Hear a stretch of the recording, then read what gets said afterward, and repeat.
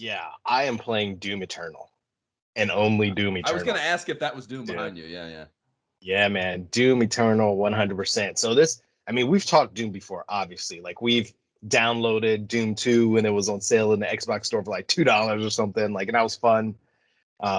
Played the original Doom back in the day, Doom 2, and even beat Doom Eternal back in 2016, which was tough, super satisfying to me. Like such a good game. No, you mean Doom 2016, not Doom Yeah, Eternal. yeah. No. This is Doom Eternal, but in 2016, I beat Doom 2016. Right, you said Doom Eternal in Oh yeah. 2016. Yeah. Like, well, So many Dooms. how early are they giving you shit over at Microsoft? Not that early. Yeah, man. It's so I'm super used to Doom. Like I really like it. And when Eternal came out, I was kind of like, a new Doom already? Like I just beat the 2016. Okay, fine, you know. But I started it and got stuck like at the beginning, and I was like, just done. So I just dropped it. I was like, yeah, maybe I'm just done with Doom. But yeah, they just released the next gen update on it, which I wasn't even aware of. I just happened to pick it back up because I was like, man, Doom was really fun. Let me just pick it back up. And apparently I just had to clear the cache like usual, come back, blow through the path, you know. And now I'm having a blast. Like I'm so much farther in. And the reason I picked it back up is because I heard the multiplayer was just lit. And I love a good multiplayer, but it recommends you play through the campaign first. I'm like, well, I do love the campaign, so I guess I'm just in this for the long haul. And yeah, man, it's all I've been playing. It's one of those games. It always throws me off how it's the only game I play where you have to be moving all the time, and the tips tell you that like don't stand still. Yeah. So I got to be ready for it. So I think told you that, I don't know. That 2016 VR version on PS, man. Holy, I know I've said it so many times on this podcast already, but like it was just like I don't know, man. I'm not sure there's a real world physical activity that made me feel that I know of that I've done in I don't know how long that made me feel as physically drained as I would feel after like 27 minutes of Doom 2016 VR. Like fucking just like an onslaught on your senses. It was fucking unreal. Yeah, I would play it. I would play this new one if they didn't make me sign up for shit on Bethesda. Actually, no. I signed up for nothing. I just jumped in. So you probably already have a Bethesda account. It probably is already tuned in. That's very possible. Although I don't get emails from them, so I'm not sure. But if you have it, it's totally worth it. Like I said, I'm gonna have to do it once fucking Elder Scrolls comes out anyway. So maybe, and I do need a new game, so maybe I'll fucking bite the bullet. But yeah, it was either this or deciding to finally dig into either getting back to my Halo plan to finish all the Halos before Infinite comes out, or getting back in Assassin's Creed Valhalla. But again, that game is so big, and I'd been wanting to play Doom. Like the real reason I stopped playing games like Doom that are scary that I were super fun is because of the kids, you know, because I can't play them most of the day. I gotta wait until, especially with the kids getting older now, staying up later. Like it's really late night or weekend, you know, especially when the little ones are up. But now that my daughter is old enough to where, she can see me kill fake demons. Like, who cares, you know? I like it a lot more, and it's totally worth it. So if you haven't played Doom Eternal, the graphics look even better now. Totally worth it. Yeah. No. Yeah. I mean, I literally my spite is the only thing that's to stop me. Like I said, I downloaded it and I was going to play it, and then they made me do that, and I was like, "Fuck you." Yeah, the idea that I don't think I was aware when I downloaded the first time that it was not optimized for the new generation. So I'm kind of glad that I did wait, because if I'm gonna fucking own this fucking machine, and might as well play the best things for it, as opposed to the best versions of things for it, rather, I should say. So it's a game that, dude, I'm surprised because with this environment being so, I mean, it's fake. Obviously, you're hell on earth and all this kind of things. But whenever I play something like Assassin's Creed or any of the other games, ESO, the backgrounds are more rooted in like a real life, like an Earth type of thing. And so you're just like, or Sea of Thieves, you're like, wow, the water, the graphics are great. This is amazing. And this is different in that, yeah, it's real, but obviously you're in this, you know, not this fictional environment, but it's still so good. Like I get sucked in, and even though now we have xCloud and I can play on my computer with, you know, no additional software, which is amazing, I still want to go sit on my TV with all the hardware that I have there and see it like in the best way that it's meant to be played. Until we start releasing some of these things to come, which I can't talk about, other peripherals, that's the way I want to play it because it's so good. Yeah, that I mean those kind of like I mean yeah I'm like a lifelong fucking doomer. The story and I don't really like those kinds of games, but that specific Mm-hmm. story world, I guess, or I mean, it could literally just be Brand Allegiance. Like I mean yeah, I was on board for the very first one, on the shittiest of fucking 486, 386 probably PCs. So like yeah, I mean I just been on the ride. I didn't never really play Doom 3. That was the only one that I didn't really spend any substantial time on.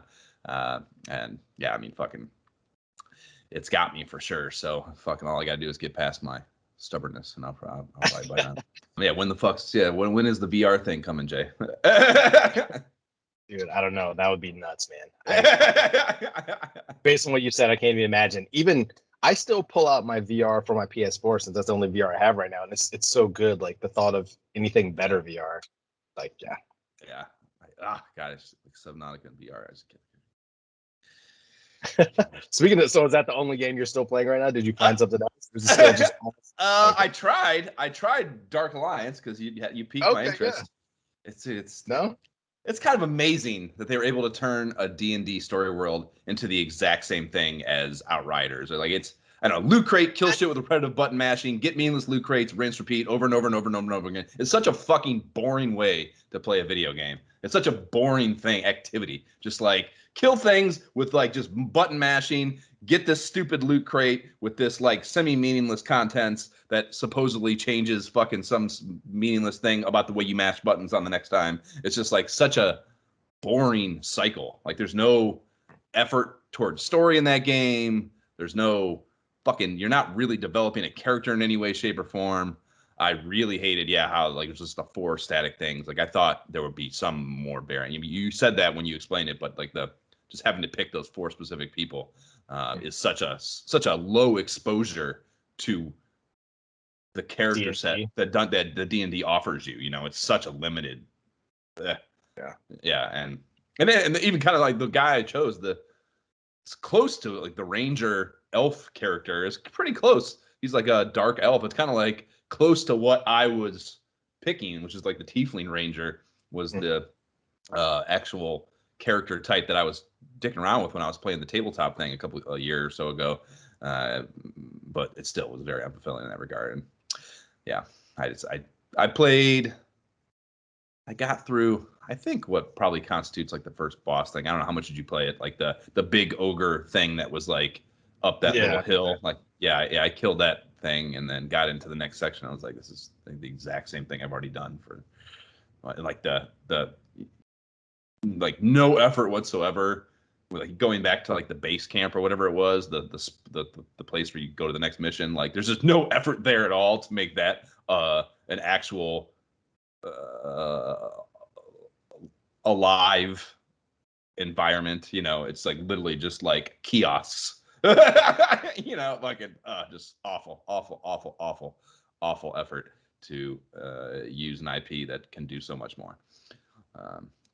So yeah, that had to be tough. That had to be tough for them because I was actually talking. We had poker night, and my buddy who is very much into D&D, like he has table, like the whole setup, and we were talking about it, and it kind of had me thinking about this because of your comment before about that world being so expansive and so deep, and like the fact that it is much more limited.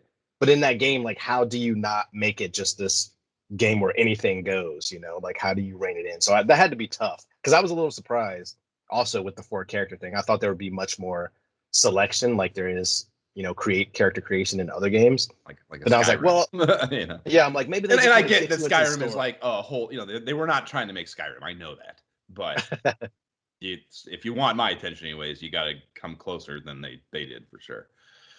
Man, I wish I had experienced Skyrim the way you guys did. Everybody talks about it like it's so amazing. I'm like, I just missed that boat. God, I played other games after that. Like I have it clearly in multiple different versions, but I just don't know if I can go back to it now. It's between the PS3, PS4, and the PS4 VR versions. I mean, I probably played each one 100 hours. That's crazy to me. So where would that game fall in terms of your like all-time greatest games? Like I've never played one game. It's the greatest video game ever. There's nothing even close. Like it's like the amount of good lore and story building and world building, and like that's the thing, like it's so outdated. I mean, we're talking about a game that's a decade old now. Yeah. You know what I mean? So like that's what I mean. Like when I, you know, I make my jokes about like when the fuck is the new Elder Scrolls coming out, because the modern technological capabilities, if they are infused with the same level of effort and care that went into Skyrim, is going to be fucking unreal. Because I mean, we talked about, you know, the VR version of it obviously is the most advanced, probably way to physically experience those story elements and lore and all that shit. And like, you know, I mean, the fucking walking around the fields and seeing the fucking fireflies and shit floating around the flowers, and like I said, being able to use the moons to fucking navigate in the world, you know, it's like that level of care and attention, and again, just a truly built ecosystem. Like it has like, and it's that's what I mean too. Like it's the political thing of it is so basic. Like you just have the two parties essentially that you're choosing between, the imperialists or the what the fuck's the other group called? Redguard, High Elves, Dunmer. No, Throwing in all the races. yeah, no, and yeah, those are hordes. races. No, yeah, that's the thing. Like that's its own layer of complexity in that it's not, has nothing to do with the race of the things, which is, you know, I think probably how a lot more games of that type would steer that. Like there's like a non there's a partisanal nonpartisan fucking balance between, like, you know, the imperialists are probably more Nord focused, but you don't have to be a Nord to be an imperialist. You can be an ogre that, for whatever, and they take the time to create that backstory and lay it in there and let you find why that orc, or why that ogre, orc, whatever. I was thinking orcs when I originally started this point. Why that orc would have chosen that path in life. Like there's a reason, and they fucking, and you will learn the backstory of it if you take the time to explore it. You know what I mean? And find out why that orc has went against probably the more commonplace adversarial to the Nords stance on life, you know. And like it's just so fucking good. And like, and again, the I don't know how much you played the game and got down that the political fucking storyline of that, where you actually get to the war part and you take part in the fucking war. Did you do that? No, I barely scratched the surface with that game. Oh my because god, my ESO loved, like, yeah, it's god, dude. Yeah, you can get, if you like go far enough down the storyline with either group, eventually the thing comes to an actual war head, and you take part in the battles, and like you like are with the, you go out, you know, the general tells you we're attacking, and you go over there and fucking there's a war going on, and like you battle, you can kill your own soul. Like that's the thing too, it's like total autonomy. You can, if you want to go over there and just kill everything, you can, you know, like, or you can take part and help the soldiers that are trying to storm the keep or whatever the fuck it is, you know. And yeah, it's just the level of care and attention to detail and the effort to make it full, alive, and real is just, it's unprecedented and unparalleled in any other video game I've ever played. And like I said, it's a decade old. If you take what this new system can do and then do that same thing from scratch, and that's why you know, like I want it to fucking come, but I'm also glad that it's been so long, because I know they're working on it the whole time. You know, and it's just like we talked about with the fucking television and film IP properties. Like, you know, you got to spend the fuck to you cannot rush story building, world building. You have to take the time. You have to get it. You know, like I'm cutting my fucking the new hype video for my new Bills hype video for the new season. Right. Normally I do these things in like 3 days, and I normally just sit down and just do them. This year I'm doing the first one.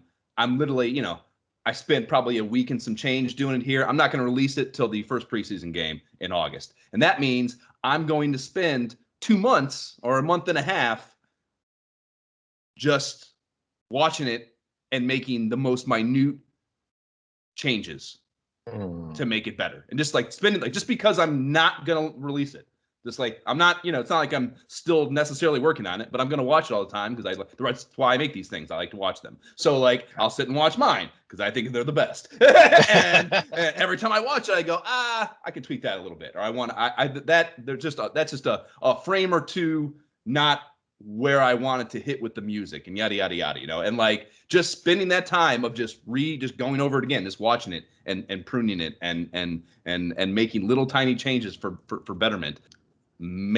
That's what makes good creative shit, and like that's why I think that's what they do in taking so long with these, and that's probably why Fallout 4 sucked, because they rushed it. Like that's exact.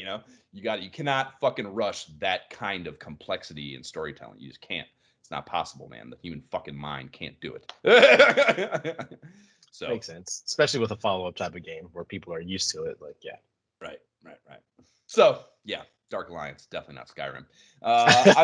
On the upside, I did see Darkest Dungeon was on Game Pass as a result of searching for that game. So I downloaded that. Maybe I'll fire that up again. That's like, I don't know if you remember me talking about it. It's like a very difficult turn-based RPG. That's pretty well done. That's been out for quite some time now. Yeah, but that's a super 20-minute way of saying that I am mostly just playing Subnautica still. That's what I figured. Yeah, I'm getting all the creature eggs. I'm building out the alien containment wing of my base, which they improved the way you can use that technology, the alien containment technology, where they're essentially just fish tanks, but they did this with the base building in general. I've talked about that, how they changed it and expanded it and gave you a little more flexibility with that. And I was surprised to find that the alien containment stuff also was expanded. I expected, even though the base building in general had changed, I did not anticipate a little thing like that to also be able to embrace the different building blocks that you can use for base building now, which was very cool. And so now I'm creating like a fucking compound, an alien containment compound, and going out and getting all the eggs. There's so many more, it was most fucking logical choice ever from the developers. Like, there's no doubt in my mind that people were like, oh my God, this is a fucking cool ass part of the game in the first one, but it was very limited. There was only, I don't know, maybe fucking 8 or 10, something like that, creatures that you go out and find eggs for and then hatch and then, study, whatever, look at, fucking be a weirdo. But in this one, it's fucking way more of them. And even it's a little spoily, but like you can get a pet in the first one. It's like a super cute fish egg that you can find. That you actually don't find them anywhere in the actual wild, just the eggs. Like, you can't find the actual full-grown adults.